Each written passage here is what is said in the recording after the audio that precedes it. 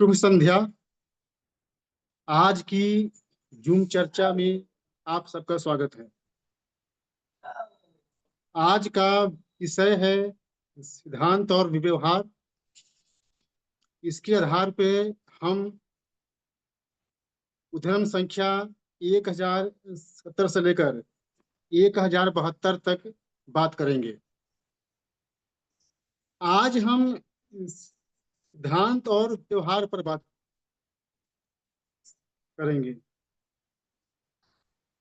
आज हम जानेंगे कि सिद्धांत और व्यवहार ये कैसे काम करते हैं, इनके बीच में क्या संबंध है और ये समाज में कैसे इम्प्लीमेंट होते हैं या उसे हम करते हैं। देखिए, जब हम कोई नीति बनाते हैं, जब हम कोई कार्य करते हैं, तो पहले सिद्धांत बनता है। हम किसी सिद्धांत के आधार पर ही हम व्यवहार करते हैं। उदाहरण के लिए, जब विज्ञान की बात करते हैं, हमारा विज्ञान थ्योरी पे काम करता है, सिद्धांत पे काम करता है, और उसी के आधार पे हम बाकी चीजों को व्यवहार में लाते हैं। उसी तरह से जब हम साहित्य की बात करते हैं, तो साहित्य में कई तरह के सिद्धांत होते हैं, और उन्हीं सिद्धांतों के आधार पर हम साहित्य में व्यवहार करते हैं। यह जो सिद्धांत बनते हैं, इन्हें कौन बनाता है? इन्हें बनाते हैं मार्गदर्शक, विचारक।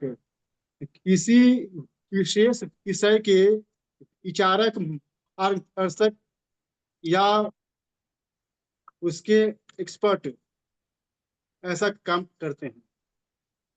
उन्हीं के द्वारा बनाए गए सिद्धांत के आधार पे आगे का काम होता है। एक बात ध्यान देने वाली है कि सिद्धांत और व्यवहार में समन्वय होना जरूरी है, और यह तभी संभव है जब सही निष्कर्ष निकलेगा।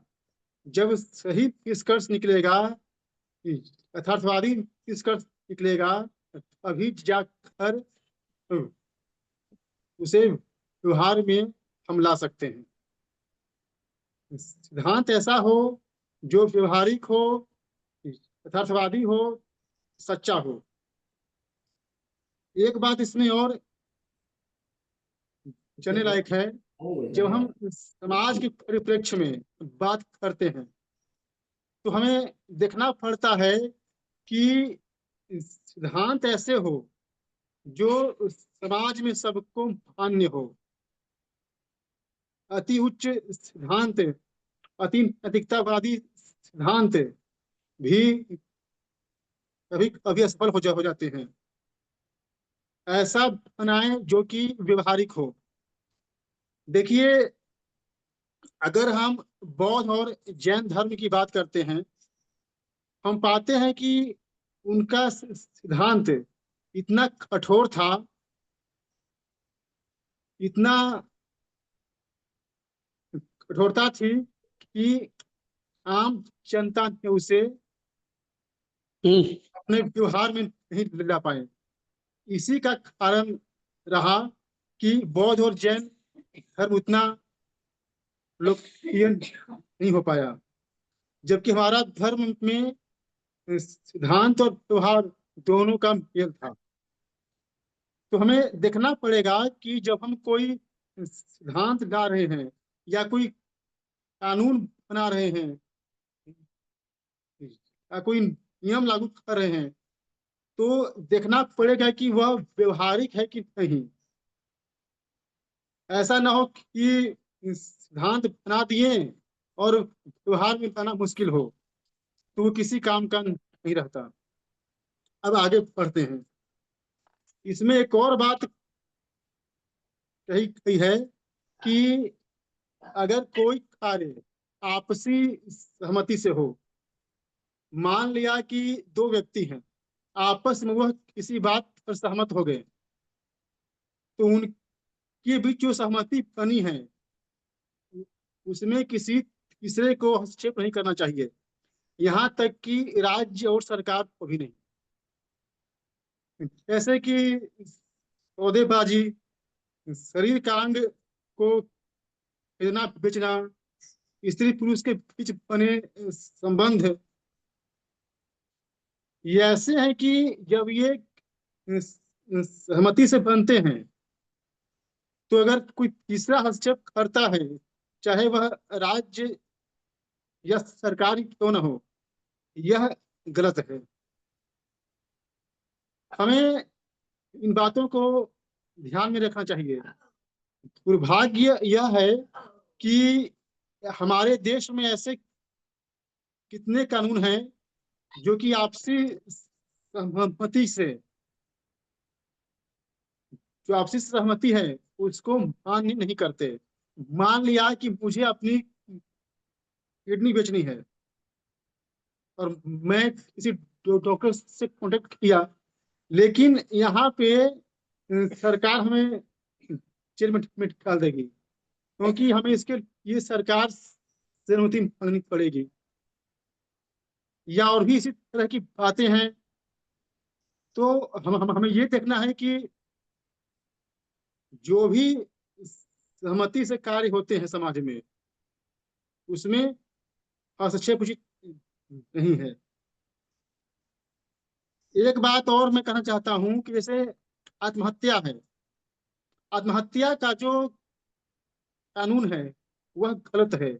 अगर कोई व्यक्ति आत्महत्या कर रहा है, तो समाज, राज्य या सरकार का कर्तव्य है कि वह उसके दुख को समझे, उसकी परेशानी को समझे, ना कि उसको जेल में डाल दे। अब जो तीसरी बात है और अंतिम बात, कि समाज में व्यवहार कैसे करते हैं। समाज में व्यवहार करने के तरीके होते हैं, और उसी के आधार पे हम अपने कार्य नीतियों का क्रियान्वयन करते हैं।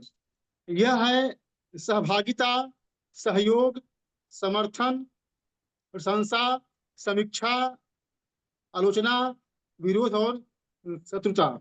सहभागिता का मतलब है कि कोई भी व्यक्ति हमारे कार्य में सहभागी बनता है या हम उसके कार्य में सहभागी बनते हैं, एक स्थिति ये है। दूसरा है सहयोग, कोई व्यक्ति बाहर से हमें सहायता कर रहा है। तीसरा है समर्थन, समर्थन का मतलब कि हाँ भाई, हम आपको सपोर्ट करते हैं। चौथा है प्रशंसा, प्रशंसा जो है, ऐसे कि फिल्मी सितारे हैं, खिलाड़ी हैं, इनके फैन होते हैं, वो ये प्रशंसक होते हैं, इनका कोई ज्यादा रोल नहीं होता। अगर कोई फिल्म स्टार या खिलाड़ी बीमार पड़ जाए, तो उनके फैंस नहीं जाते। तो प्रशंसक का मतलब है कि वह आपके कार्यों की प्रशंसा करता है, इससे ज्यादा उसकी भूमिका नहीं है। एक है समीक्षा, समीक्षक जो होता है वह आपके कार्यों की समीक्षा करता है। वह देखता है कि आप में गुण दोष क्या है, उसके बाद जो गुण दोष है उसको देखकर निष्कर्ष निकालता है कि आप व्यक्ति कैसे हैं, उसे हम समीक्षक कहते हैं। जो छठा है वह है आलोचना। आलोचना का मतलब है कि वह आपके व्यवहार, व्यक्तित्व या कार्यों से सहमत नहीं है। सातवां है विरोध, क्रोध का मतलब है कि वह आपके हर कार्य का क्रोध करता है। जैसे कि आपकी जो आइडियोलॉजी है, मान लें कि मेरी आइडियोलॉजी है हिंदुवाद, तो कितने लोग हैं उसका विरोध करते हैं। और आठवां है शत्रुता। जब बात युद्ध से आगे बढ़ती है तो शत्रुता का जन्म होता है। इसमें व्यक्ति सामने वाले की शान का दुश्मन बन जाता है। वह उसके कार्यों, विचारों, व्यक्तित्व से इतना नफरत करता है कि वह उसकी जान का दुश्मन बन जाता है। तो ये है 8 प्रकार के व्यवहार जो समाज में कार्य करते हैं। एक बात और ध्यान देने वाली है कि यह जो 8 कार्य है, सबकी अपनी सीमा है। ऐसे शत्रुता है तो शत्रुता की भी सीमा है। एक शत्रुता होती है कि उसको जान से मार दो। एक है उसके कार्य में बाधा डालो। जो प्रशंसा है इसकी भी सीमा है। एक प्रशंसक है, आपके कार्यों की प्रशंसा करता है, लेकिन एक ऐसा भी है कि आपके घर आज जाएगा आपसे मिलने के लिए। सहभागिता, सहयोग की भी अपनी अपनी सीमा है। ये था आज का विषय। उम्मीद है कि हमने अपनी क्षमता अनुसार विषय को आपके सामने रखने का प्रयास किया है। आप लोगों ने मेरी बात को सुना, आप सबका धन्यवाद। धन्यवाद विपुल जी। बाकी के साथी बताएं।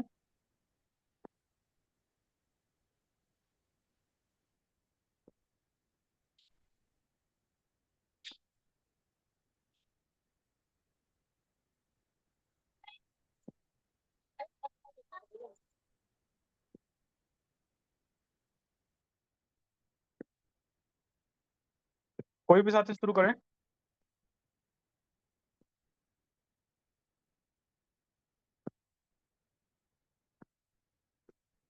चलिए मैं थोड़ा सा इस विषय पर रख देता हूँ।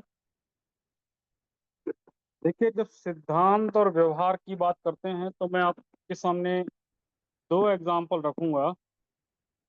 एक हम आदि गुरु शंकराचार्य का आध्यात्मिक दर्शन लेते हैं और एक हम रामानुजाचार्य का जो है व्यवहारिक दर्शन लेते हैं। आध्यात्मिक दृष्टिकोण से जब आदि गुरु शंकराचार्य इस सृष्टि को देखते हैं तो वो जगत को मिथ्या कह देते हैं।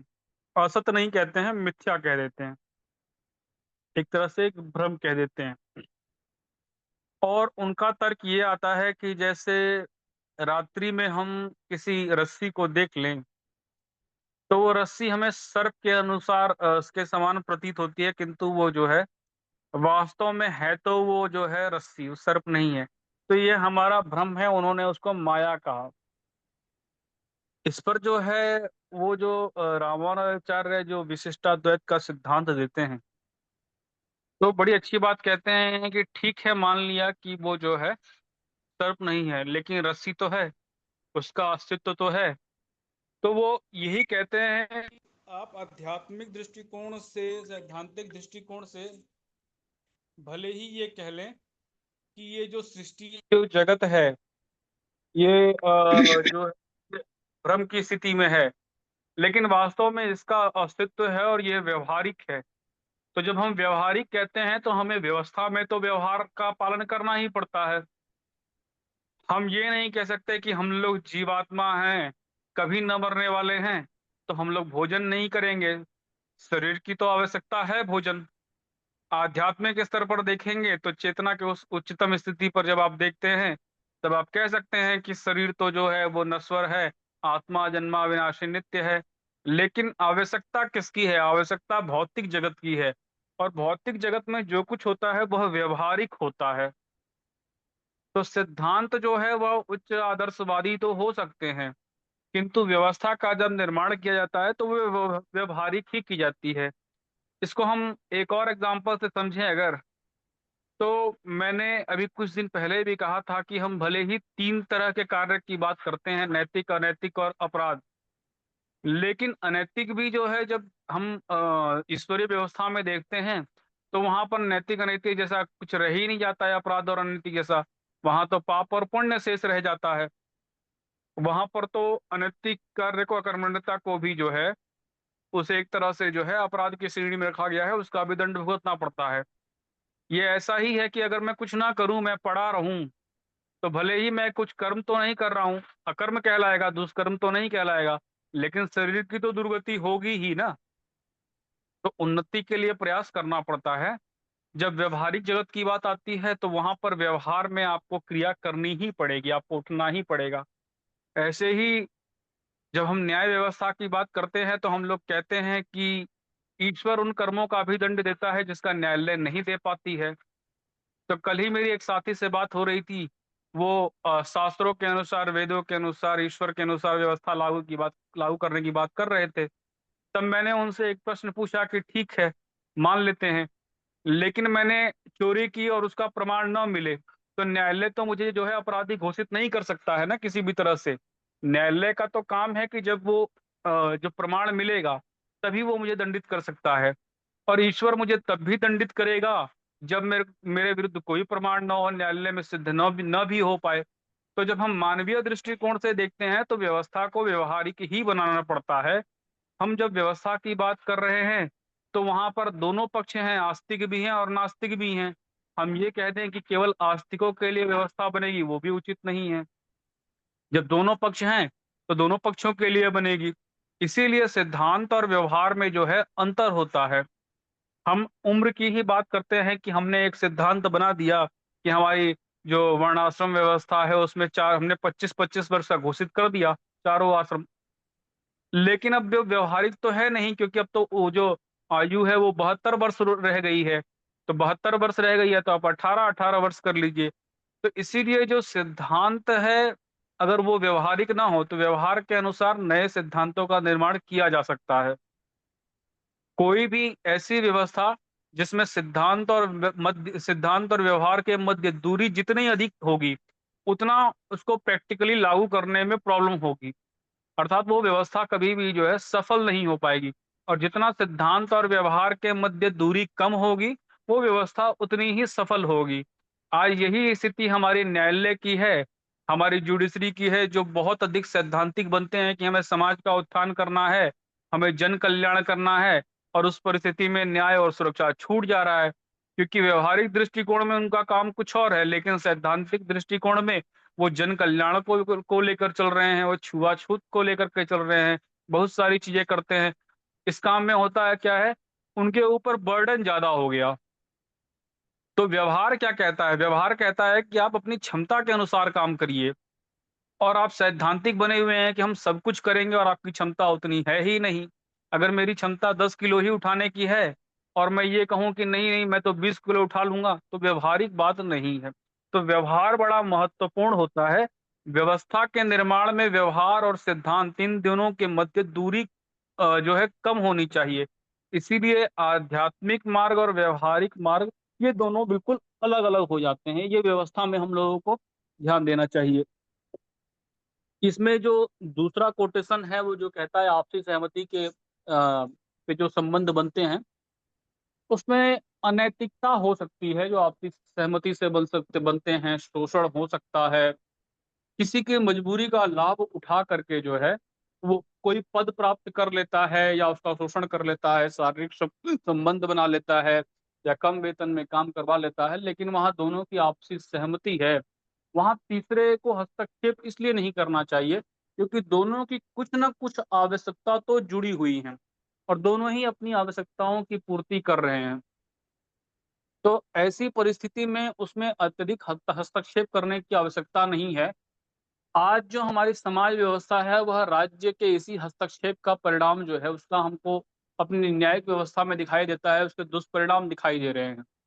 लगातार जो बढ़ता हुआ हस्तक्षेप है, वो ठीक नहीं है, क्योंकि ग्राम सभाओं की ही बात करें, ग्राम सभाओं को अगर हम ऐसे अधिकार दे दें कि छोटे-छोटे मामले सुलझा सकते हैं, लेकिन आपने क्या किया, सारा का सारा सेंट्रलाइज़ सिस्टम कर दिया है।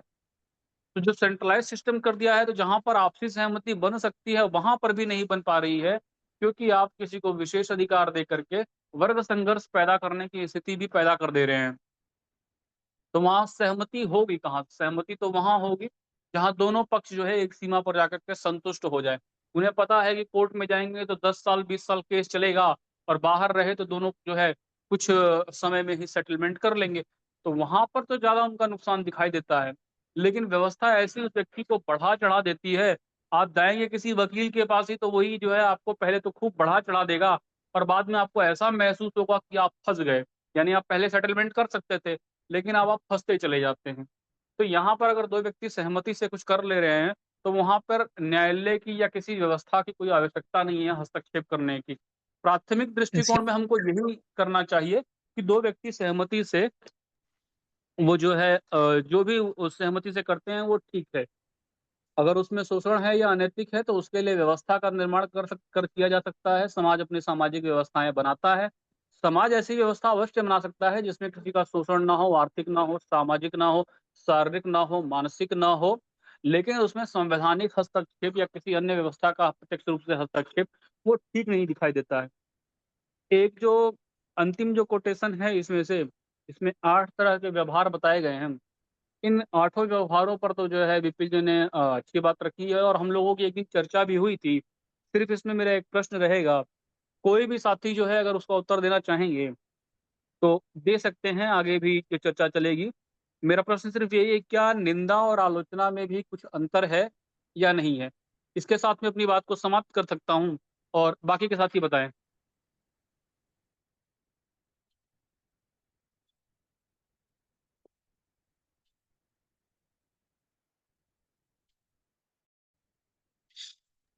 जी, बताइए मदन मोहन जी।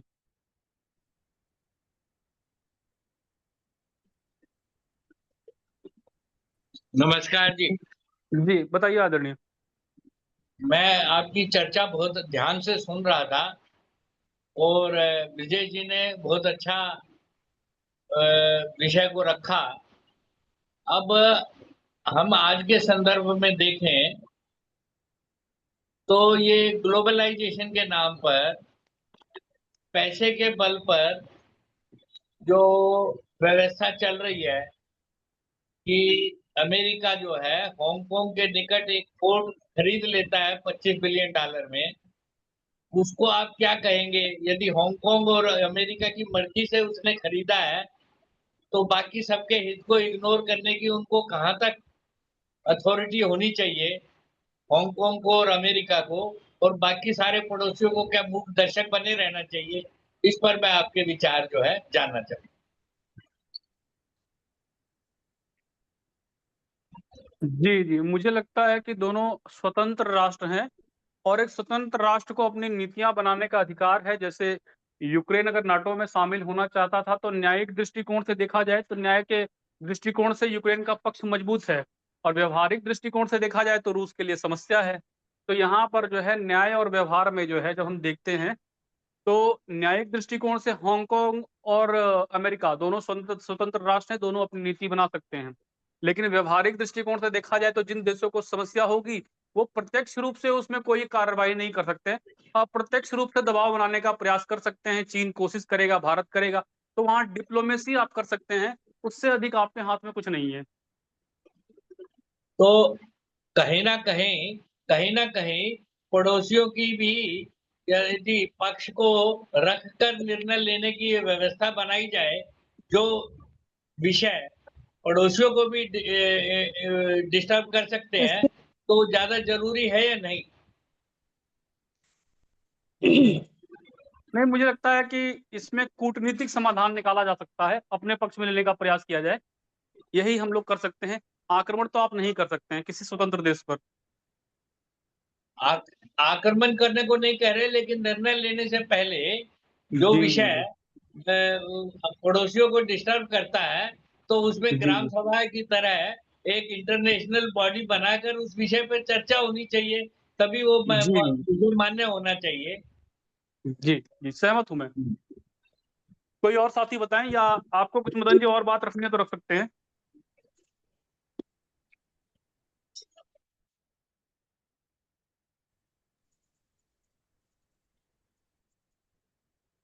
चलिए और बताइए कोई।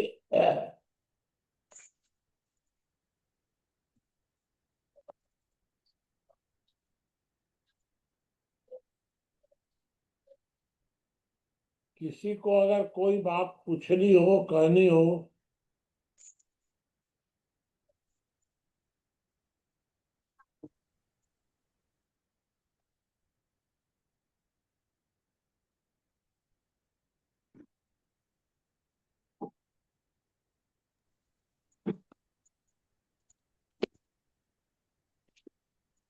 बताइए भाई, अभी बहुत टाइम है।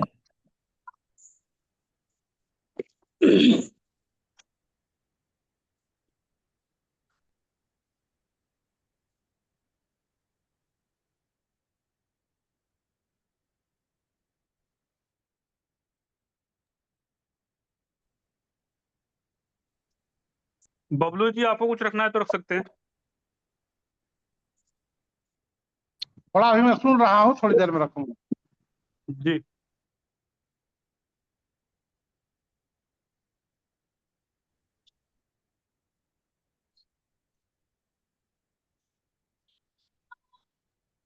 बाबा नमस्कार। जी, बताइए आदरणीय। सिद्धांत और व्यवहार के संतुलन से निर्मित दृष्टिकोण नीति कहलाता है। सिद्धांत मार्गदर्शक होते हैं, दीर्घकालिक होते हैं। व्यवहार अल्पकालिक परिस्थितिजन्य देश काल परिस्थितियों के अनुसार कर्ता द्वारा निकाले गए निष्कर्ष का क्रियान्वयन होता है। देखिए, विचारक सभी के पास होते हैं। लुटेरों के भी अपने विचारक होते हैं, आध्यात्मिक लोगों के भी अपने विचारक होते हैं, सामान्य जनों के भी विचारक। नीतियां उन्हीं की कामयाब होती हैं जिनके पास शक्ति होती है। जो शक्ति से संतुलन बैठा लेते हैं, और जो नीति शक्ति का संतुलन बैठाने में कार्य काम पूरा करती है, वही नीति उपयोगी होती है। एक जमाना था जब ब्रिटिश एम्पायर के लोग वायस राय बन के विश्व के कई देशों में ब्रिटिश सरकार की परचम को लहरा रहे थे। वे लोगों के समझ में आया कि हम अपनी पीठ पे लाद करके सोना महारानी विक्टोरिया को दे रहे हैं, काम हम कर रहे हैं और उसका एंजॉय हम नहीं कर पा रहे। उन्होंने एक ऐसी नीति बनाई जिस जिसमें स्थान अमेरिका को चुना। और अमेरिका एक ऐसा देश है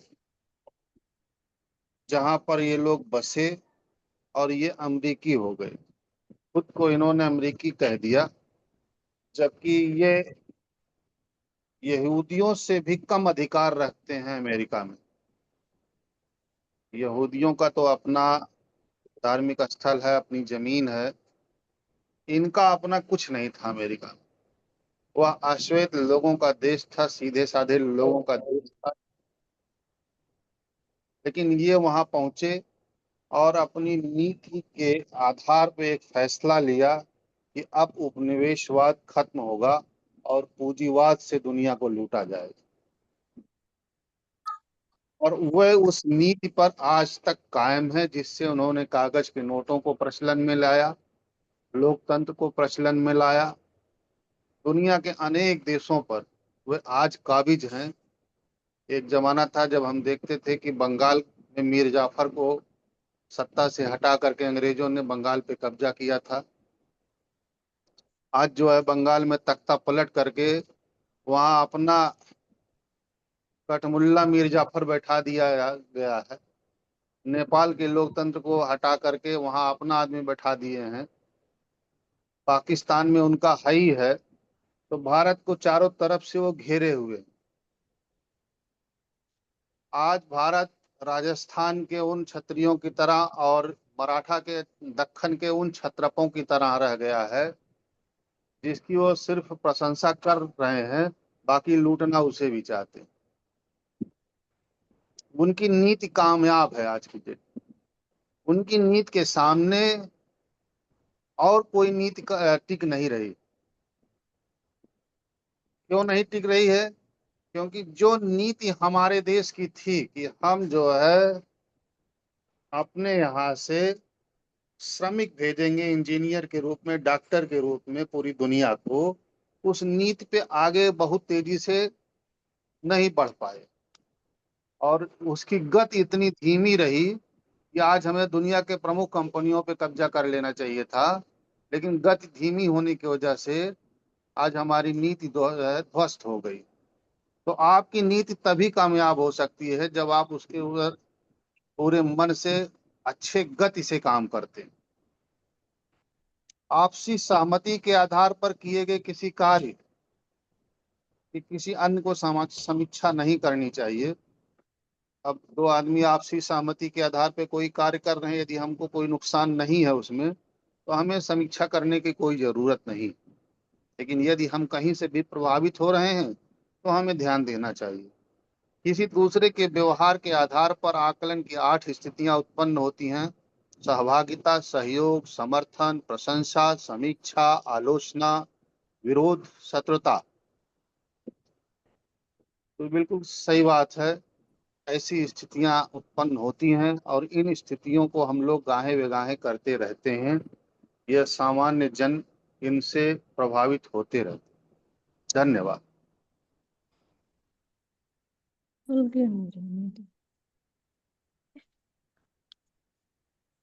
जी, बाकी के साथी बताएं।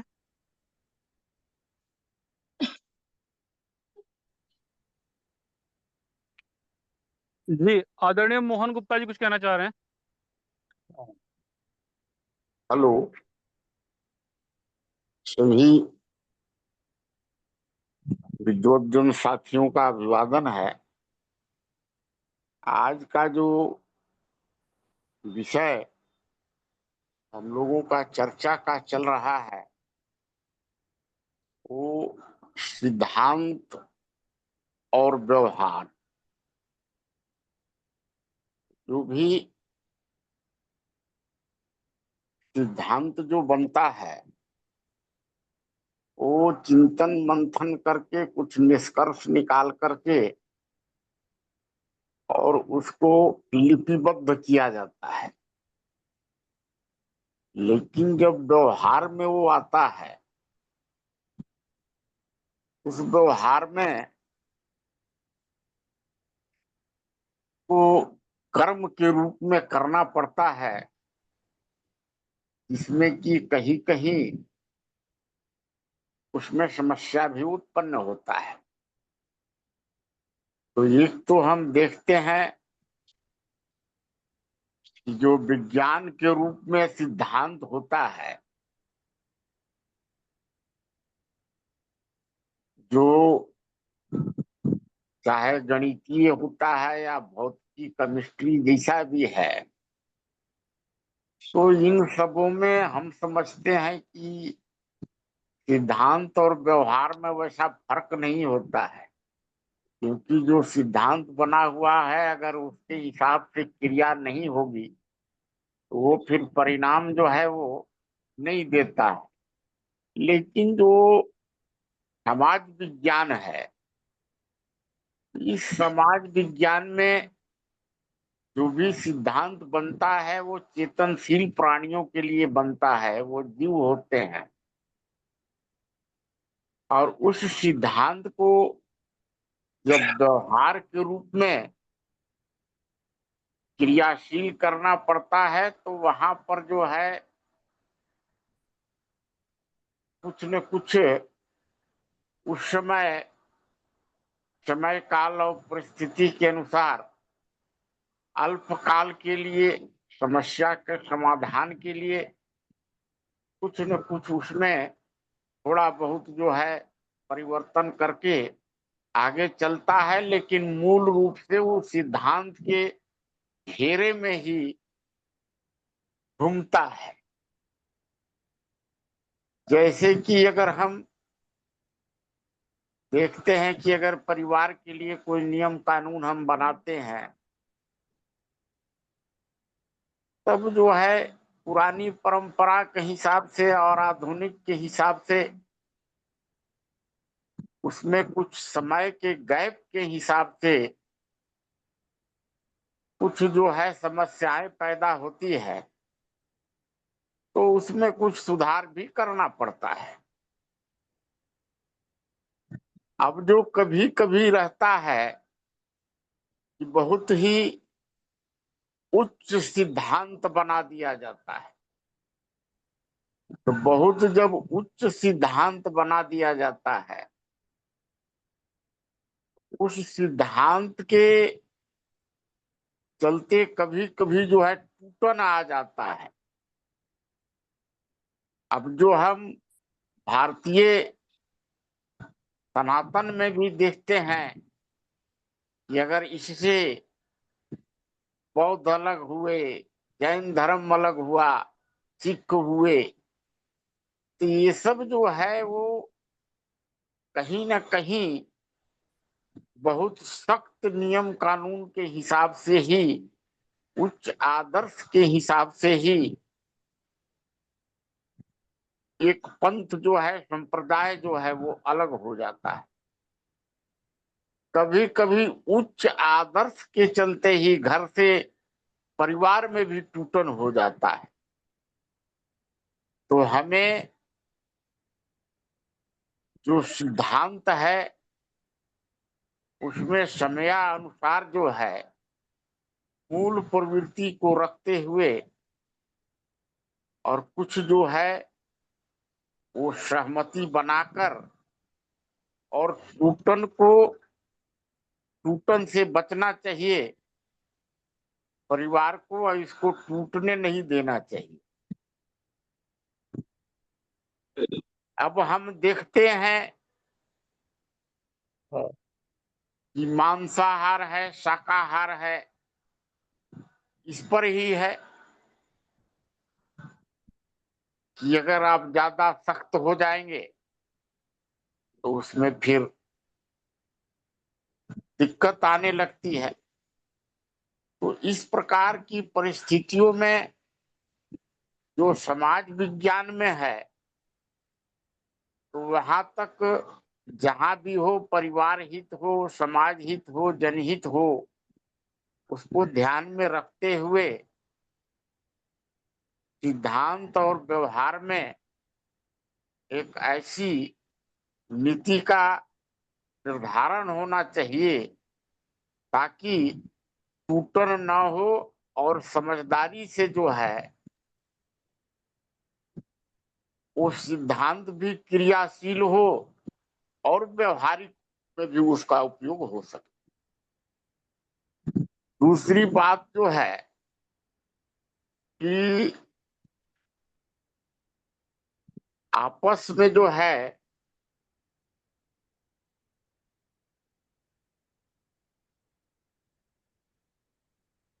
जो बात आया है कि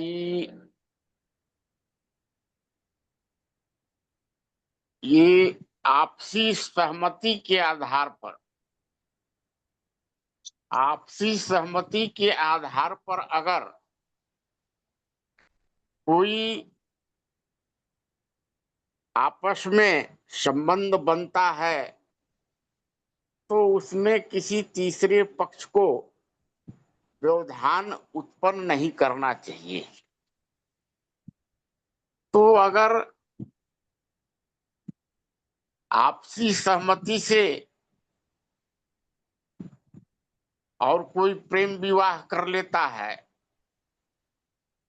या कोई आपसी सहमति से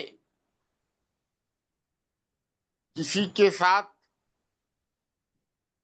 कोई संबंध बनाता है, किसी को पैसे की जरूरत है और किसी को अपनी संतुष्टि की जरूरत है, वो आपस में संबंध अगर बनाते हैं और किसी को उसमें तीसरे व्यक्ति को किसी प्रकार का कोई नुकसान नहीं है,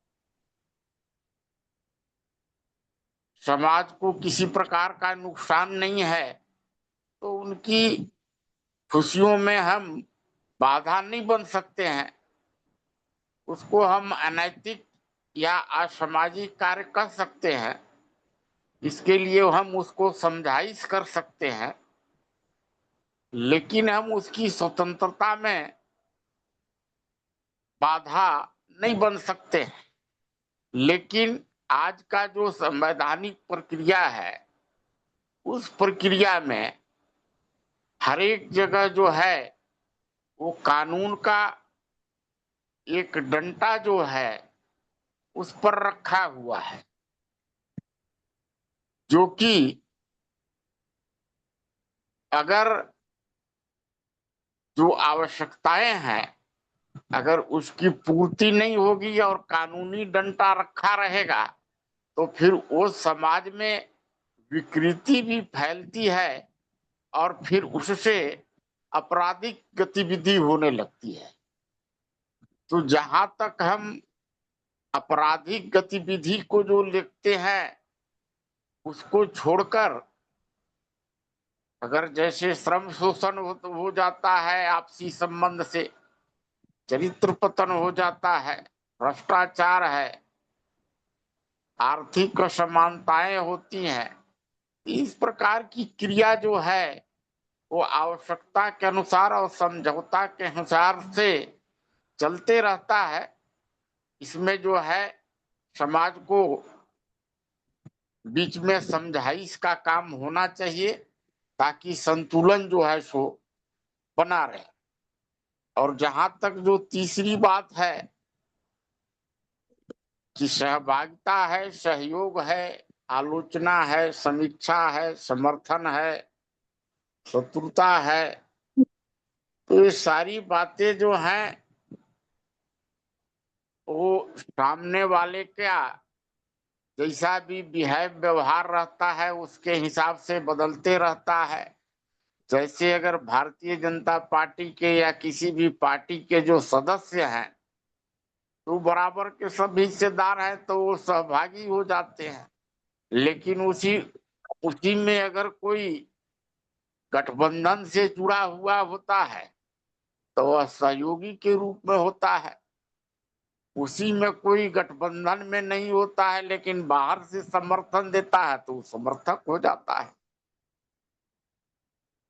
जहां तक समीक्षा की बात है, कोई भी कार्य होता है, आज किसी भी प्रकार की घटना जो घट रही है तो हम लोग जो है यहाँ पर बैठ करके और चर्चा करके उसकी समीक्षा ही करते हैं कि क्या सही हुआ है और क्या गलत हुआ है।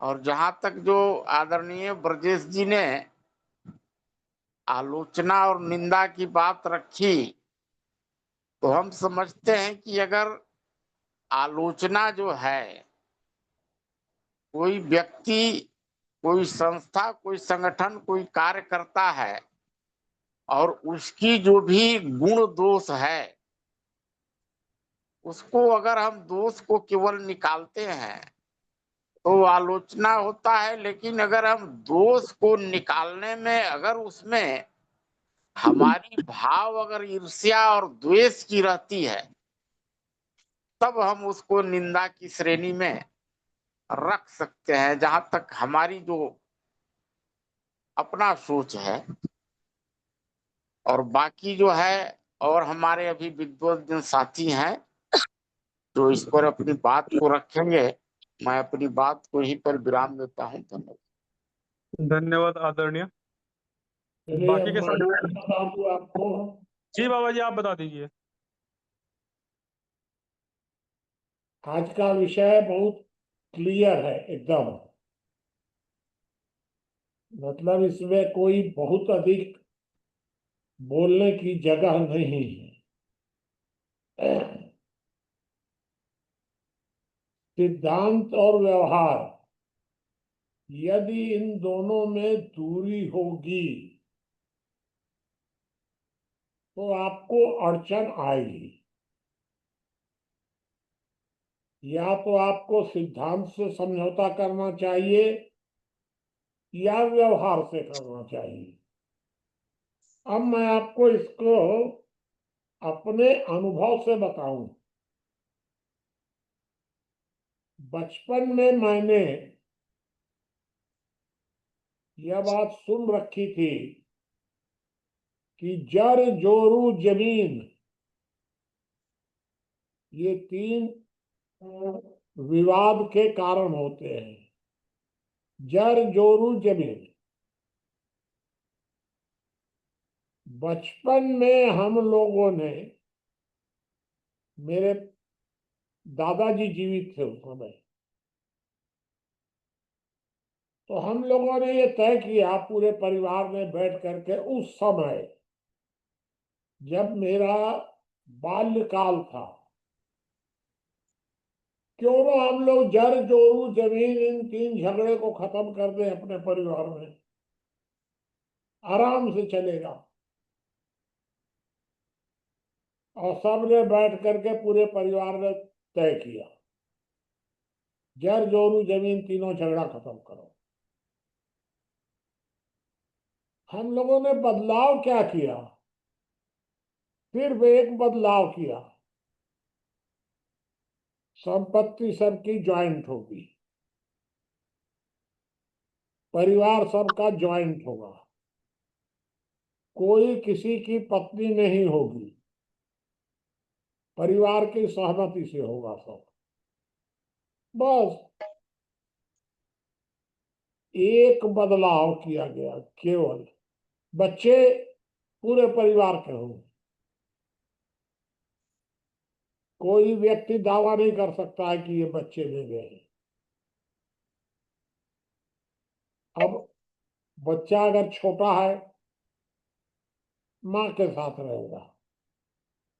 पिता तो पता ही नहीं है बच्चे का पिता कौन है। संपत्ति का झगड़ा खत्म हो गया, जड़ जमीन का झगड़ा खत्म हो गया, सब झगड़ा खत्म। क्या किया हम लोगों ने? केवल एक बदलाव किया कि परिवार की संपूर्ण संपत्ति ज्वाइंट हो। बस आज तक ये कानून हम लोग के यहाँ 70 वर्ष पहले बना था, आज तक बड़े आराम से चल रहा है, कहीं कोई विवाद नहीं है, क्योंकि व्यक्तिगत कुछ है ये नहीं है। जब व्यक्तिगत हो तब न विवाद पैदा होगा। क्या आप इस दिशा में सोच सकते हैं? बड़े आराम से रहेंगे आप। सिद्धांत और व्यवहार का सारा झगड़ा खत्म रहेगा ही नहीं।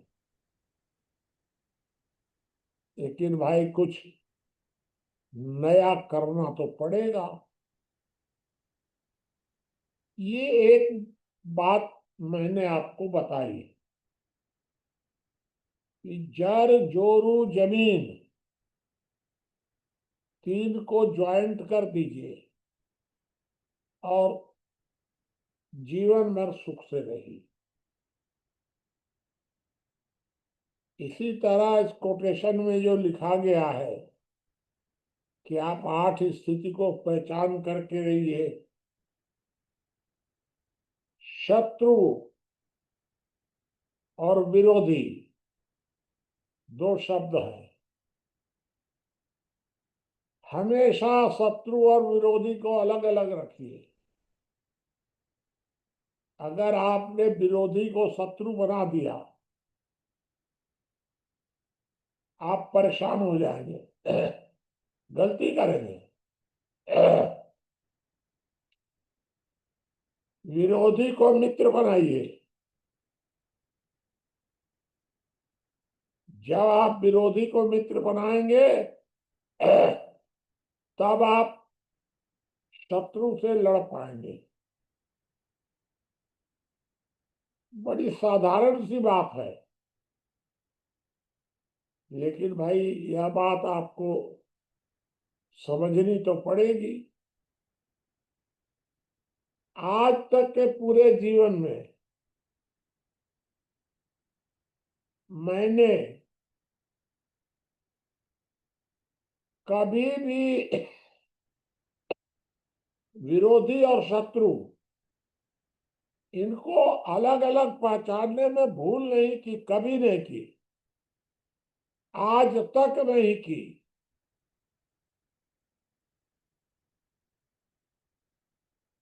तो जब विरोधी और शत्रु को पहचानने लग गए तो हर लड़ाई में हम जीतेंगे, क्योंकि हम लड़ते हैं अकल से, सामने वाला लड़ता है डंडे से। तो अकल से जो लड़ेगा वो डंडे पर भारी पड़ेगा।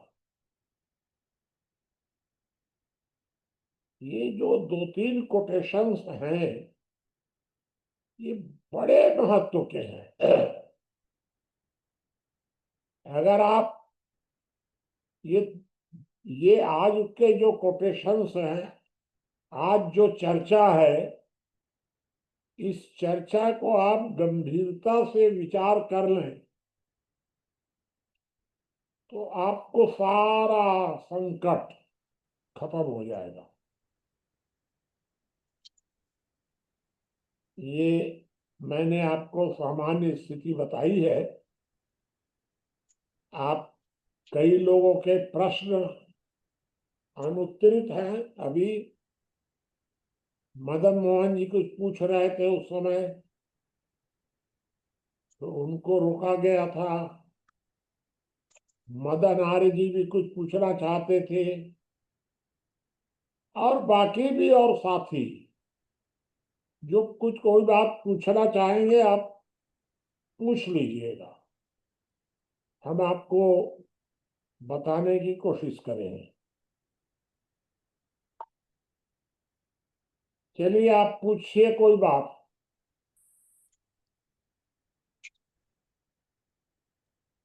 बाबा जी, बालक अपने पिता को पहचानता है नहीं घर में। क्या चीज वैद्यराज जी? बालक अपने बालक पिता को अपने पिता को पिता संबोधित पहचानता करेगा नहीं। है घर में आपके। बालक? हाँ, मतलब जब आप बता रहे थे अपने परिवार का। जी, तो मैं थोड़े जानता था उस समय। जब मैं छोटा बच्चा था तो मेरे पिताजी और दादाजी ने ये नियम बनाया था। मेरे बड़े भैया थे,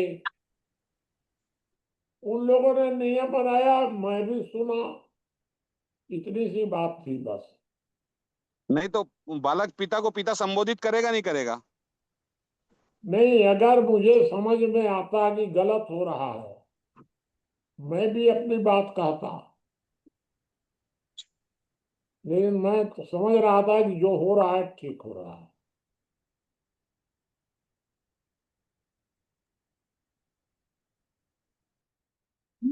किसे विरोधी कहें किसे शत्रु कहें, थोड़ा सा इसको और अच्छे से समझाया जाता। जी, शत्रु और विरोधी। जी, इसको और अच्छे से समझाते। विरोधी और शत्रु, जी शत्रु हमेशा एक होता है।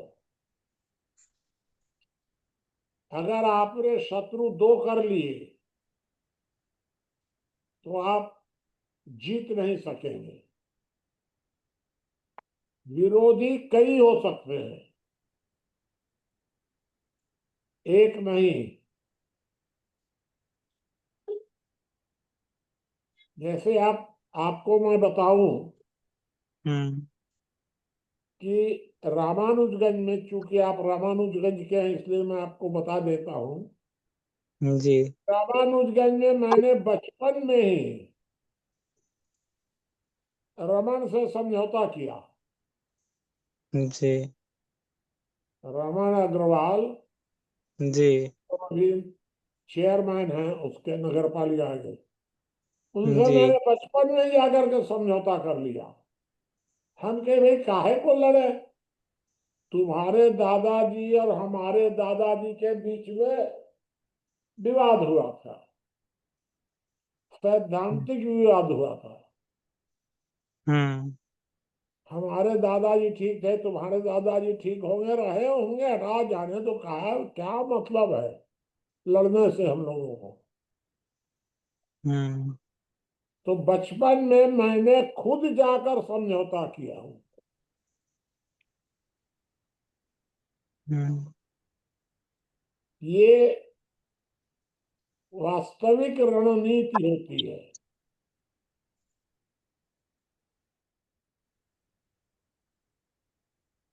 चलिए और पूछिए कोई बात। हम लोगों में पहले एक बात पूछना, हम लोगों में पहले जो है कि लोगों को पहचान जो है परिवार के नाम से ही पहचान होती थी, पिछली एक दो पीढ़ी पहले। अमूमतः जो है कि समाज में प्रथाएं थी कि लोग किसी व्यक्ति को, बालक को पहचानते थे, कहते थे उस खानदान का है। तो वास्तव में पहले हमारा समझा गया है कि हमने बचपन तक यह देखा है कि लोग परिवार के नाम से लोग जानते पहचानते थे, तो फलाने परिवार से तो उसमें पिता का विशेष जो है कि नाम नहीं लिया जाता था। अब वो अपने बड़े पिता, छोटे पिता, चाचा, जो भी लोग कहते थे, बच्चे सब कहते हैं जो है कि, लेकिन ऐसा ही शायद आप बताना चाहते हैं कि पिता तो कह ही सकता है, लेकिन अपनी पहचान परिवार के ही नाम से रखनी चाहिए, कहने का मतलब यह है। जी, आपने कहा हाँ। कि पिता तो होगा ही, हाँ। रखिए आप पिता, हमको क्या दिक्कत है उससे। लेकिन बहुत परेशानी होगी आपको जब आप परिवार के किसी एक सदस्य को पिता मानने लग जाएंगे। तो आपके अंदर भेद दृष्टि हो जाएगी। आप परिवार के अन्य लोगों को ठीक से नहीं पहचानेंगे, अच्छा नहीं होगा। लेकिन आप स्वतंत्र हैं अपना करने के लिए। मैं पहले यह स्वाभाविक था, पहले पुराने लोगों में जो है कि एक घरों में जो देखा आप जाता कह था। रहे हैं वह स्वाभाविक है, हर परिवार में होता है, हाँ, नहीं होना चाहिए। होना चाहिए। अब यह होता है है। कि बाद में जो कानूनी और व्यवस्थाएं बनी, वो परिवार व्यवस्था को खत्म कर दिया। जो पारिवारिक सोच थी, पहले बचपन से एक पारिवारिक सोच हुआ करता था। हमने खुद अनुभव किया, बचपन में वही एक पारिवारिक सोच वही था। बात मैंने आपको कही है कि पहले बचपन से पारिवारिक सोच होती थी, अब वो पारिवारिक सोच समाप्त हो रही है। तो इसको ठीक करना पड़ेगा।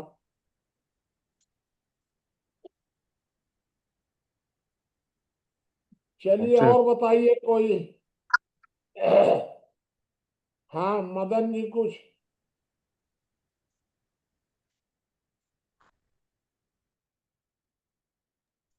मैं मुनि जी थोड़ी देर बाद पूछूंगा।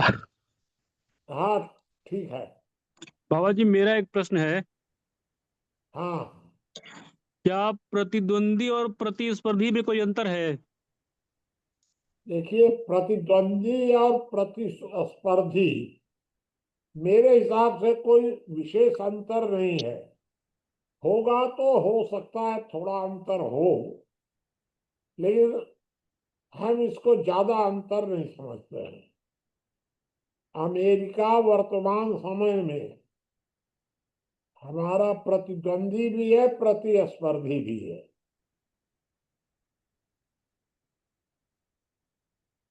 ज्यादा फर्क इसमें हम नहीं समझ रहे।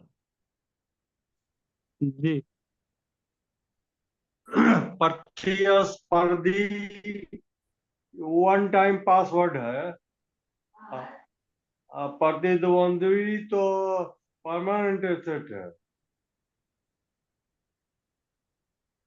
इनका प्रश्न बताइए आप ब्रजेश जी, समझे हो तो।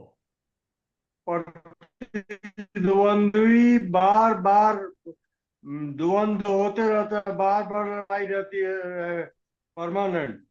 अब प्रतिस्पर्धी एक रेस का है कि इसके साथ स्पर्धा है मेरी, इसके साथ हमको रेस दौड़ना है, टाइम पासवर्ड है। बताओ। प्रश्न नहीं है इसमें। अच्छा, प्रश्न नहीं है जी, वो एक्सप्लेन कर रहे थे। ठीक है, सुझाव है। और बताइए, किसी की कोई बात हो तो, नहीं तो अब मैं समाप्त करूं अपनी बात। बाबा मुनि जी। जी एक प्रश्न जी प्रश्न है मेरा। बताइए। सहभागिता और सहयोग में मतलब क्या कुछ अंतर है? सहभागिता और सहयोग में बहुत अंतर है। जी, थोड़ा स्पष्ट कर सहयोग दीजिए। जो होता है, वो सहयोग में आपको कुछ वापस नहीं मिलता है। जी आपने जो मदद कर दी, जी लेकिन सहभागिता में घाटा भी आपका होगा, नफा भी आपका होगा। अच्छा अच्छा।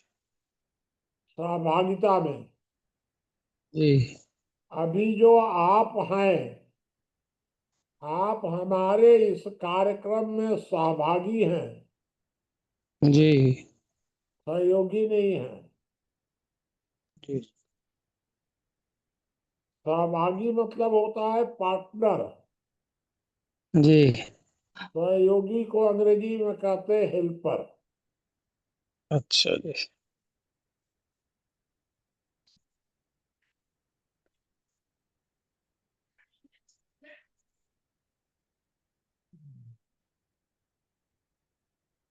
और कोई बात किसी को?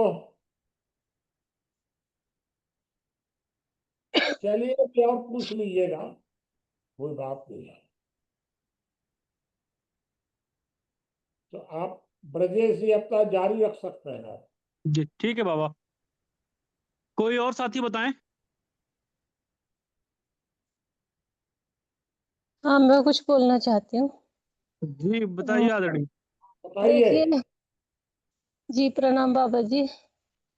देखिए, बताइए। सिद्धांत इसमें समझाइए कि सिद्धांत जो है मतलब दीर्घकालिक होते हैं, और सिद्धांत कुछ ऐसे मापदंडों के आधार पर कुछ ऐसे अनुभवी लोगों के द्वारा, जो कि लोकहित का ध्यान रखते हैं, समाज हित का ध्यान रखते हैं, लोक कल्याण का जो भाव रखते हैं, ऐसे कुछ महापुरुषों के द्वारा, कुछ ऐसे श्रेष्ठ चिंतकों के द्वारा रिसर्च करके, अनुभव करके कुछ मेथड्स तैयार किए जाते हैं, तब वो जाके सिद्धांत बनते हैं। वो सार्वभौमिक होते हैं, सर्वहितकारी होते हैं, और सभी काल परिस्थितियों में वो लागू होते हैं।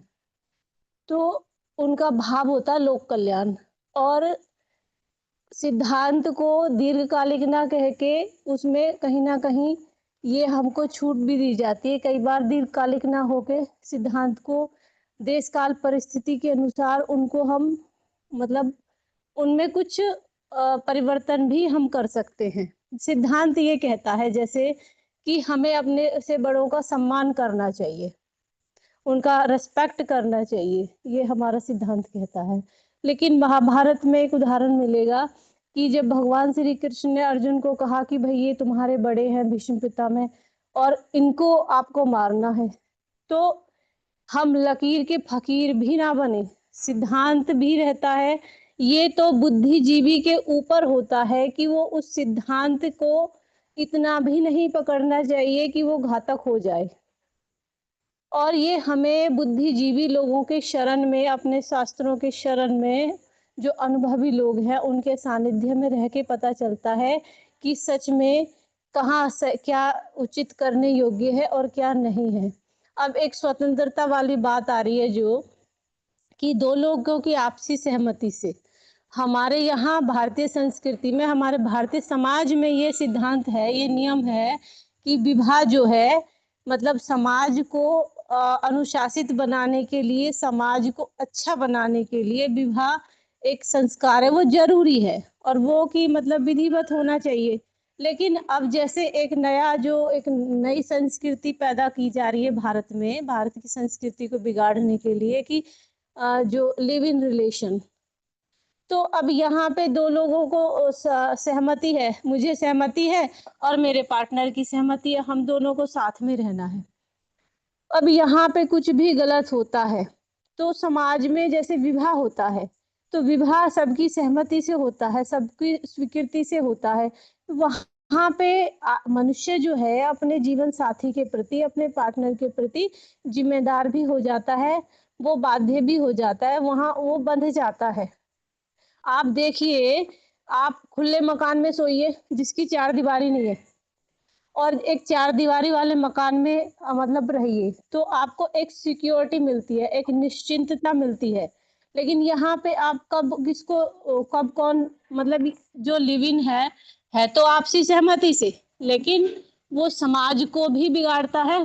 तो आज ये मतलब कुछ पता ही नहीं चलता है कि क्या सिद्धांत है। लोगों ने अपने मनमाफिक स्वतंत्रता के नाम पे सिद्धांत गढ़ने शुरू कर दिए हैं कि उनको जो ठीक लगता है, बस मेरी स्वतंत्रता में बाधा नहीं होनी चाहिए। अब सिद्धांत जो है, जो सभी मतलब सभी प्रकार से जिसके कारण कोई नुकसान ना हो रहा हो, ऐसा कोई परिस्थिति हो जिसमें हमारी स्वतंत्रता बच जाए और माहौल भी ना खराब हो रहा हो, तो समझ में आता है। और एक बात आई थी निकल के बौद्ध धर्म और जैन धर्म के बारे में, तो भैया मैं यहाँ पे ये कहना चाहती हूँ कि बौद्ध धर्म और जैन धर्म के सिद्धांत कुछ भी मुश्किल नहीं थे। अंग्रेजी में एक कहावत है, भैया मेरी आवाज आ रही है क्या? हेलो हेलो, आ रही है आपकी आवाज। हाँ। अंग्रेजी में एक लाइन है, quality is always better than quantity. और हमारे एक श्लोक पढ़ा था हमने स्कूल में,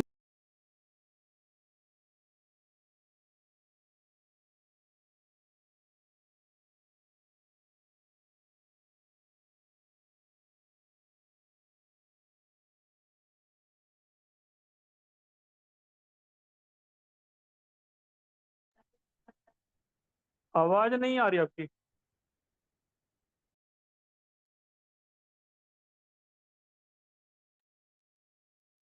कोई और साथी बताएं। हाँ, नमो नमः। जी बताइए आदरणीय। हाँ, धन्यवाद।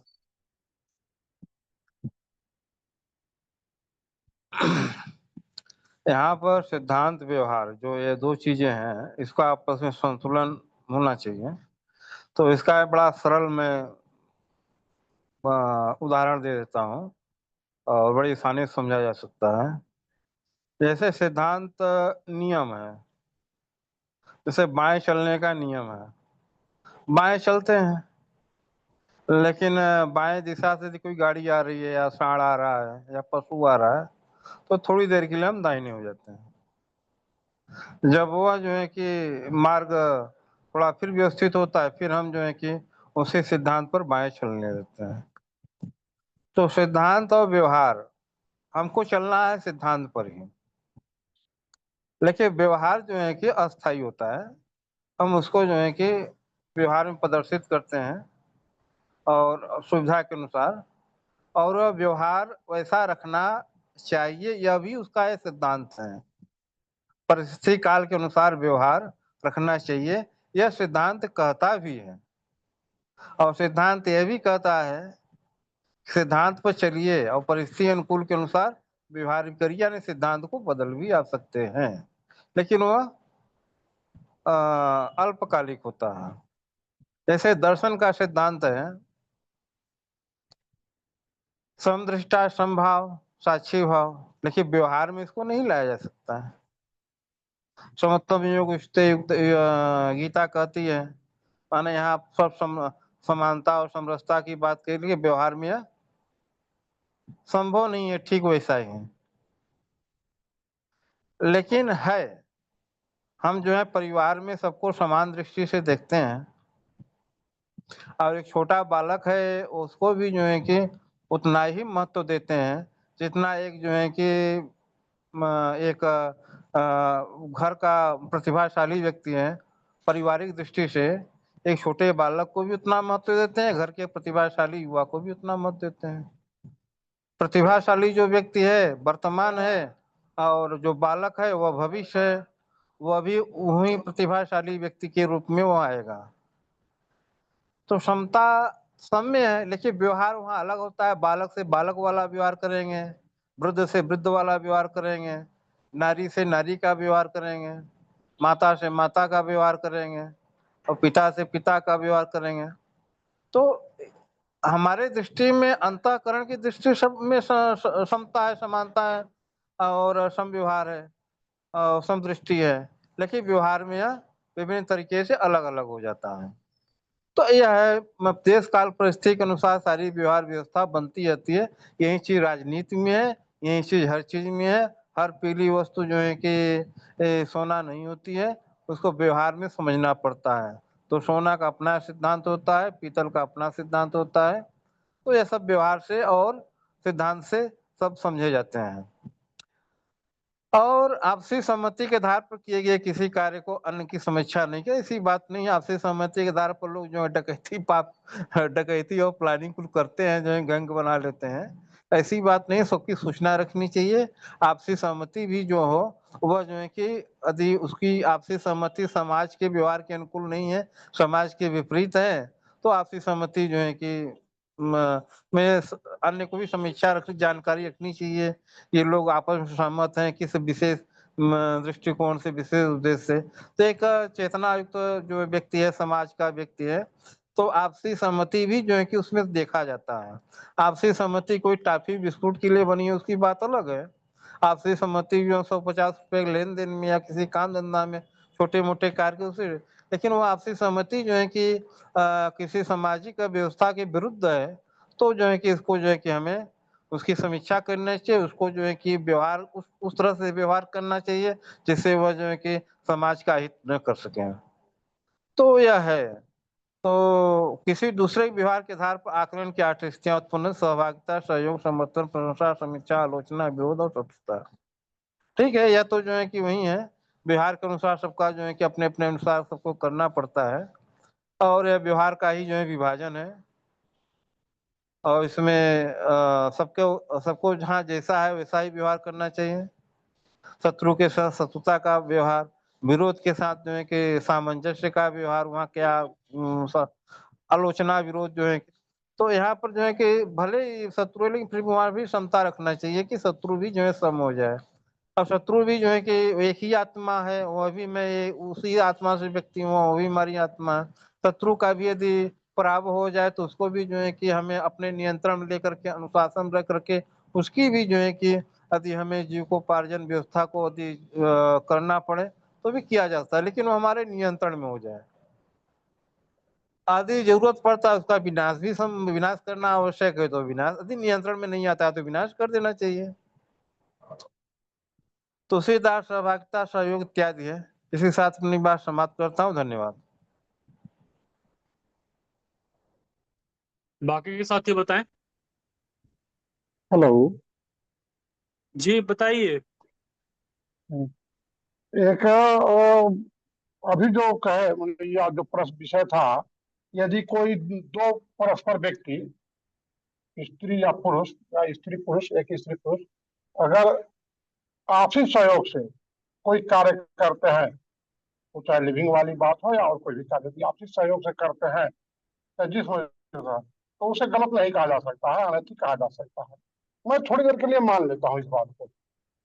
मगर यदि जब वो परिवार में रहते हैं और सहयोग और सहभागिता उस परिवार की पूरी जवाबदारी वहन करते हैं, पूरे परिवार में सुख में दुख में सहभागी करते हैं, और निर्णय लेने समय वो स्वतंत्र हो जाते हैं, तो क्या परिवार को उसमें हस्तक्षेप नहीं करना चाहिए या समाज को उसमें हस्तक्षेप नहीं करना चाहिए? क्योंकि जब मुसीबत में आएंगे तो परिवार और समाज ही आपका साथ देगा, बिना स्वतंत्र कैसे हो गए? तो इस हिसाब से तो गलत नीति है। नीति का मतलब समाज और परिवार की बात को माननी चाहिए आपको, या उनके सहमति से हो फिर। क्योंकि जब आप मुसीबत में रहेंगे तो परिवार और समाज साथ देगा आपका, और आप एक असामाजिक अनैतिक कार्य करेंगे और आप एक चाहेंगे कि समाज और परिवार उसको स्वीकार कर ले।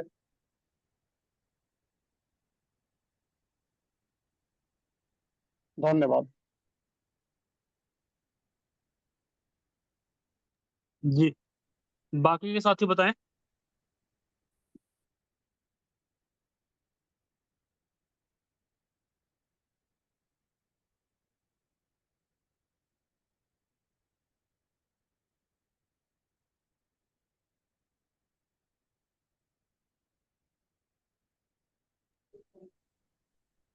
कोई भी साथी बताएं।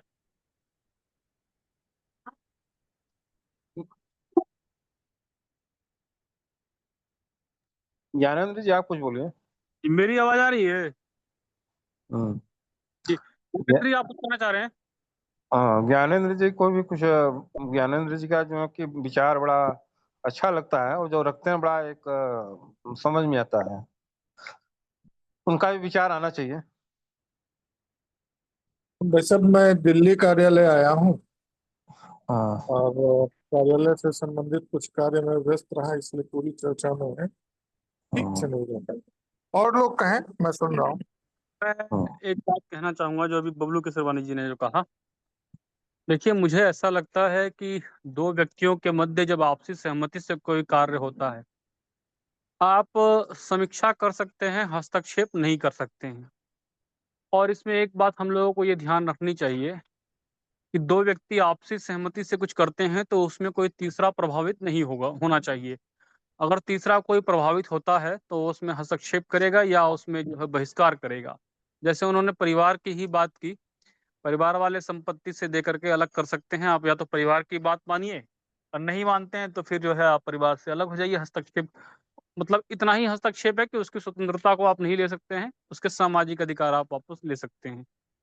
तो यहाँ पर मुझे लगता है कि दो व्यक्तियों की सहमति का अर्थ इतना ही है। मान लीजिए कि एक स्त्री और एक पुरुष आपस में सहमत हैं, तो सहमत हैं तो भाई वो आपस में संबंध बना सकते हैं, लेकिन वो ये नहीं कह सकते हैं कि हम सड़क पर संबंध बनाएंगे। सड़क पर तो नहीं बना सकते हैं ना। तो वहां पर दोनों की आपसी सहमति तो है, लेकिन सड़क पर बनाएंगे तो वहां पर एक सामाजिक व्यवस्था भी है, अन्य लोग भी प्रभावित होंगे। तो आपकी आपसी सहमति से तीसरा व्यक्ति प्रभावित नहीं होना चाहिए। और तीसरा व्यक्ति अगर आपकी सहमति से प्रभावित हो रहा है तो पहला जो आपके पास विकल्प है वो है कि आप उसे बहिष्कृत करेंगे। और दूसरा है कि अगर वो व्यक्ति फिर भी नहीं मानता है, बहिष्कार से भी नहीं मानता है, तो उसके लिए आप कोई नीति बना देंगे, कोई कानून बना देंगे। आप संवैधानिक अधिकार बना सकते के लिए बना सकते हैं। मौलिक अधिकार नहीं हो सकता है, कुछ कानून तो बना सकते हैं आप। तो मौलिक अधिकारों को बाधित किए हुए समाज को लगता है कुछ अति हो रही है, समाज चाहे उसके लिए कानून बना सकता है, ये हो सकता है। लेकिन तीसरा व्यक्ति प्रभावित नहीं होना चाहिए। तीसरा व्यक्ति प्रभावित होगा तो हस्तक्षेप करेगा। मगर एक एक इसमें हाँ, सवाल उठ रहा था। हाँ यही उचित है। मैं एक लाइन बता दूं, इसमें कर दूं सुधार। इसमें थोड़ा कि तीसरा व्यक्ति तो प्रभावित होगा यदि दो लोग सहमति से अनैतिक कार्य करते हैं जो समाज विरोधी है या परिवार विरोधी है, तो तीसरा प्रभावित हुआ ही, तो उसे तो नियम बनाने का अधिकार है। अगर परिवार के अंदर तो परिवार बनाएगा, समाज विरोधी है तो समाज बनाएगी। नहीं, सिर्फ वहीं तक नहीं कहा गया है, ये उस संबंध में भी है कि दो लोग आपस में जैसे सहमत हैं। मान लीजिए कि एक मजदूर है और उससे कोई व्यक्ति जो है कम वेतन पे काम करा लेता है, दोनों सहमत हो गए, एक की आवश्यकता है कि वो कम पे भी काम कर ले, उसको पैसे की जरूरत है। ये उस संबंध में भी कहा गया है जहां तीसरा प्रभावित नहीं हो रहा है। यदि तीसरा प्रभावित होता है तो वहाँ कानून बनाया जा सकता है। तीसरा प्रभावित होगा तो वो पहला आपके पास विकल्प है कि आप उसको बहिष्कृत कर सकते हैं। दूसरा है कि आप मौलिक अधिकार नहीं बना सकते हैं, आप कानून बना सकते हैं। जैसे कल हमारी गौ हत्या पर बात चल रही थी, तो वो संवैधानिक आप कोई व्यवस्था बना सकते हैं आपातकालीन, लेकिन वो भी दीर्घकालिक नहीं होनी चाहिए, केवल आपातकालीन स्थिति में होना चाहिए।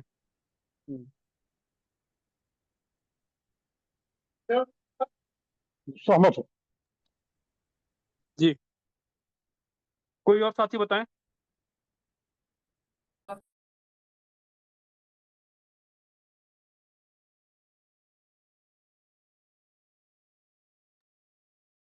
अच्छा, एक बात मैंने रखी थी, कोई अगर साथी नहीं बोल रहे हैं तो मैं थोड़ा सा इस पर बोलूंगा। निंदा और आलोचना मेरे को बहुत अधिक समझ में तो नहीं आया, और मुझे लगता है शायद अगर मैं सही हूं तो निंदा में झूठ का भी सहारा लिया जाता है, आलोचना में झूठ नहीं होता है, और निंदा का उद्देश्य, एकमात्र उद्देश्य नीचा दिखाना है, जबकि आलोचना का उद्देश्य केवल नीचा दिखाना नहीं होता है। आलोचना कई बार जो है वो आपके हित के लिए होती है, यानी कि आपकी जो कमियां हैं उसको भी उजागर करती है।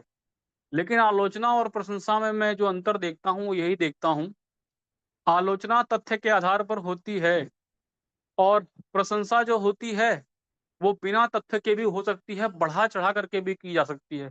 जो एक कहानी हम लोग सुनते हैं ना कि एक राजा के चापलूस मंत्री थे, तो वो कुछ गलत भी करे तो वो उसको बढ़ा चढ़ा करके प्रशंसा ही करते थे। एक बार उसने निशाना लगाया एक पेड़ पे, और एक चिड़िया से तीर बहुत दूर से निकल गया।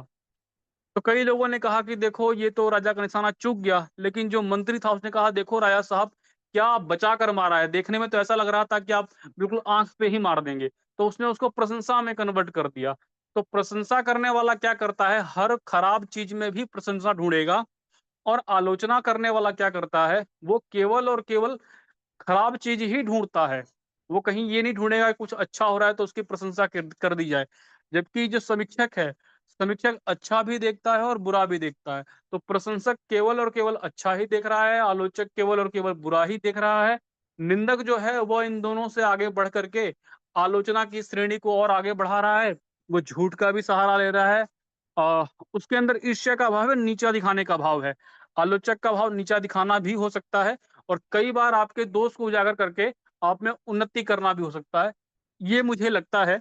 बाकी साथी बता सकते हैं इस विषय पर, अगर कुछ है किसी के पास कोई थोड़ा सा और विस्तार देंगे तो ये विषय क्लियर होगा।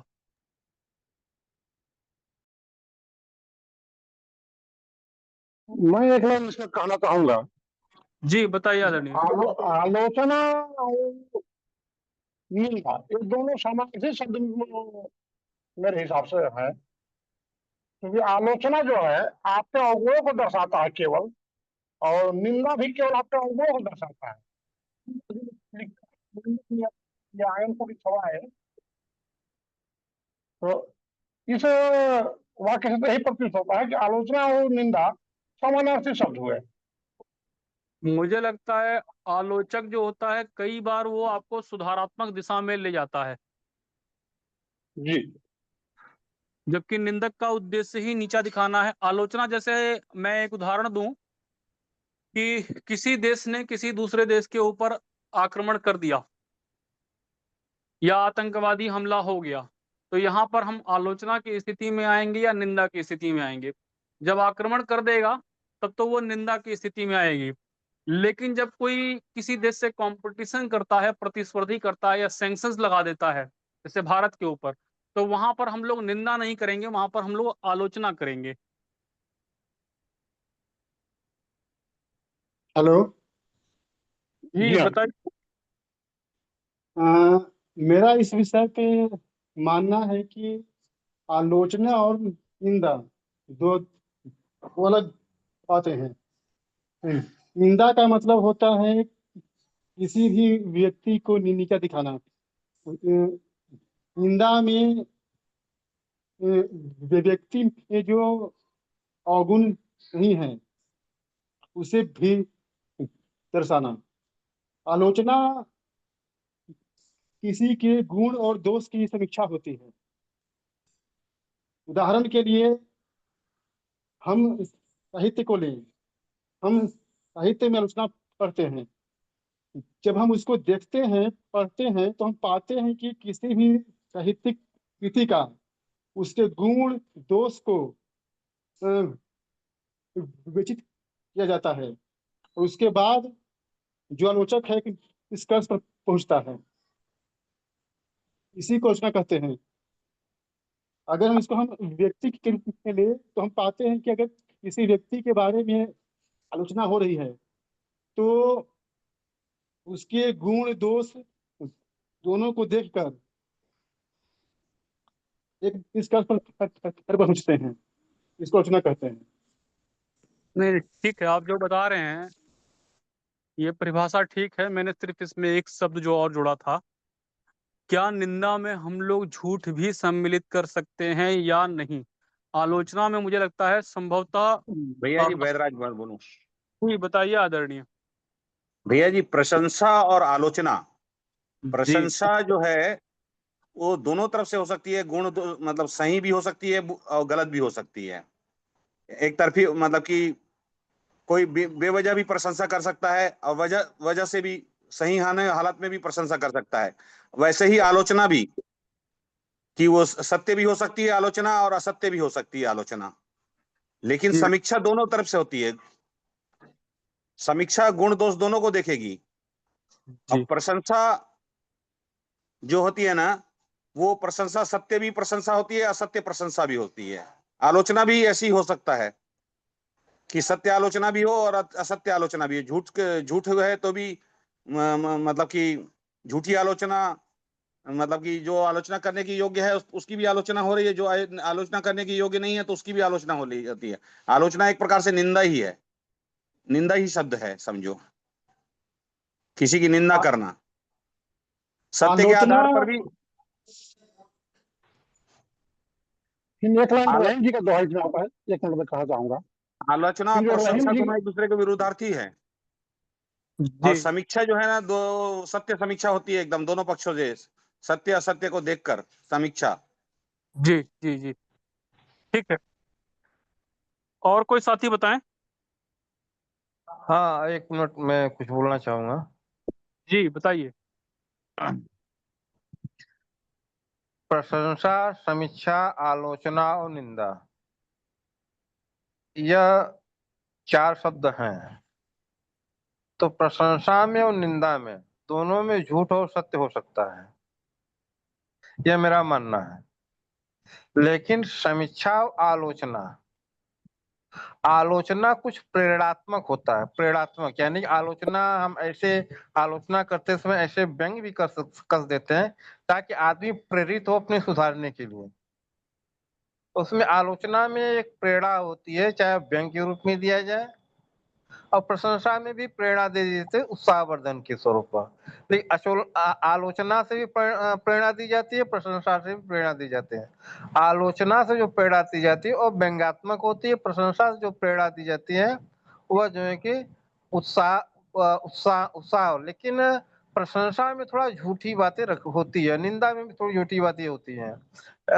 लेकिन समीक्षा जो है, समीक्षा में प्रेरणा नहीं दी जाती है। समीक्षा में जो है कि आपके सामने जो है कि वस्तु स्थिति प्रकट की जाती है जिसमें निर्णय आपको लेना है। समीक्षा आपके जो वस्तु स्थिति जो जैसे है वैसे है, और इसमें आपको कैसे क्या निर्णय है, हम अपना ऐसा निर्णय लेते हैं, आप अपना जो निर्णय लेना हो ले सकते हैं। तो समीक्षा में एक जो है कि समभाव होता है, वहां पर न कोई निंदा होती, न कोई प्रशंसा होती, न आलोचना होता है, न समर्थन होता है। जी तो जी जी हो जाता है। तो जी इसमें जो है कि जो सहभागिता में जो है जो निंदा शब्द है, निंदा एक अलग चीज हो गया है। निंदा जो है कि करना जो है कि अपने आप में जो है कि बड़ा निकृष्ट व्यवहार में भी आता है। लेकिन निंदा यदि कोई हमारी कर रहा है तो उसको गलत नहीं समझना चाहिए। निंदा से हमें भी प्रेरणा लेनी चाहिए, लेकिन निंदा करना तो वास्तव में गलत है, लेकिन निंदा को हम गलत रूप से न लें। कहने का मतलब यह है। धन्यवाद। ठीक है। हेलो। कोई बताएं। मेरा यह मानना है कि आलोचना के लिए किसी तथ्य का होना आवश्यक है, बिना तथ्य की आलोचना नहीं हो सकती।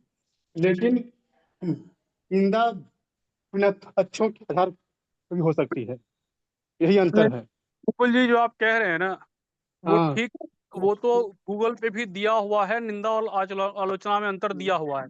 मैं भी हाँ हाँ समझता हूँ कि आलोचना है। मेरा जो कहना था सिर्फ वो एक जो चीज मैं जो समझने की कोशिश कर रहा था वो मुझे कहीं नहीं मिला, वो है हाँ कि आलोचना में झूठ रख सकते हैं कि नहीं, ये तथ्य नहीं मिला। बाकी तो आलोचना और निंदा में अंतर तो है ही। नहीं, हाँ ऐसा है कि जब आलोचना में कटाक्ष करते हैं तो उसमें झूठ भी होता है, क्योंकि आलोचना में वास्तव में प्रेरणा देने के लिए कुछ कहा जाता है, तो वहाँ पर झूठ होता है आलोचना में भी, ठीक है, ताकि व्यक्ति प्रेरित हो सके।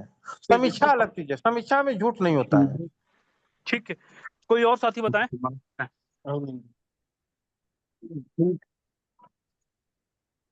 किसी साथी कोई बात